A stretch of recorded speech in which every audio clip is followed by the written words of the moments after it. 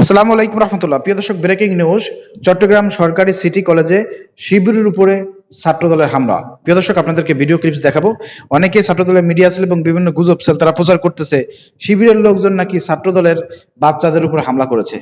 মানে ছাত্রদল একেবারে দুধে ধোয়া তুলসীর পাতা, তারা তো মারামারি করতেই জানে না, তারা কেন শিবিরের উপর হামলা করবে? প্রিয় দর্শক, আপনাদেরকে ভিডিও ক্লিপস দেখাবো, সেখানে স্পষ্ট দেখা যাচ্ছে কারা কারা এই হামলা করেছে। পুলিশ প্রশাসন দৃষ্টি আকর্ষণ করছি এবং যারা মিডিয়াতে এই ধরনের গুজব ছড়াচ্ছে তাদেরকে দাঁত ভাঙা জবাব দেওয়ার জন্য আজকের আমার এই ভিডিওটি। আপনাদেরকে সরাসরি ভিডিও ক্লিপস দেখাবো, যেখানে স্পষ্ট দেখা যাচ্ছে প্রিয় দর্শক, ছাত্রদলের সন্ত্রাসীরা বহিরাগতদেরকে নিয়ে এসে প্রিয় দর্শক লাঠি দিয়ে ইসলামী ছাত্র শিবিরের নিরীহ শিক্ষার্থীদের উপর ব্যাপক পরিমাণ তারা হামলা করেছে। প্রিয় দর্শক, চলেন সরাসরি আমরা ভিডিও দেখে আসি।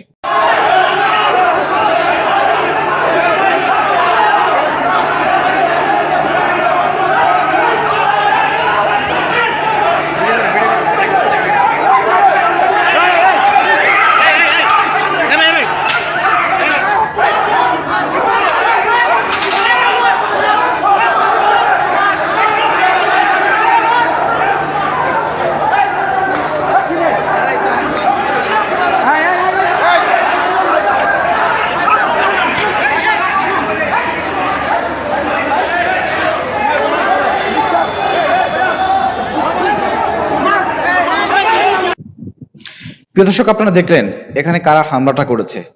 আমাদের ইসলামী ছাত্র শিবিরের প্রায় 10-15 জন এখানে আহত হয়েছে, তাদের কাটা ছিঁড়া হয়েছে অনেককেই। প্রিয় দর্শক, এখন কিন্তু হসপিটালে আছে।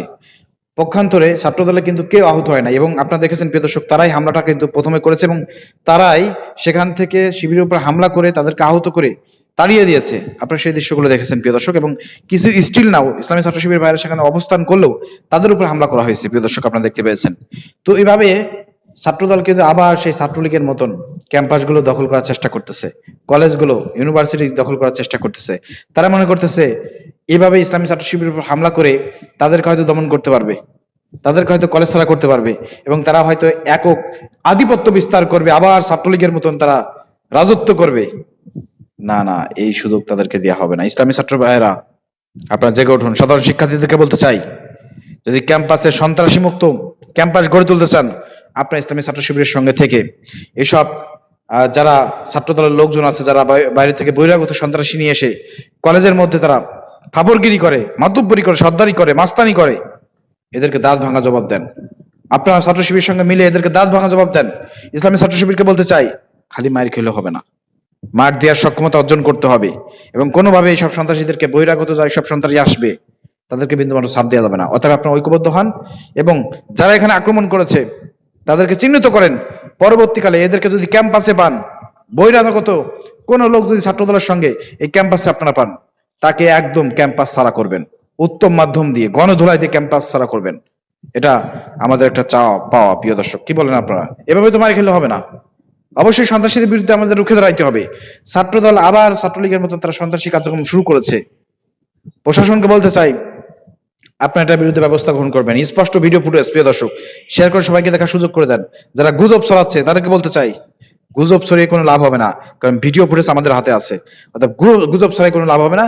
এই ভিডিও ফুটেজ দেখে দেখে যারা এই লাঠি দিয়ে মারধর করেছে, হামলা করেছে, এদেরকে চিহ্নিত করা যাচ্ছে এবং এদেরকে গ্রেপ্তার করে আইনি আওতায় আনলে পারেই এখানে স্পষ্ট হবে যে কারা হামলা করেছে।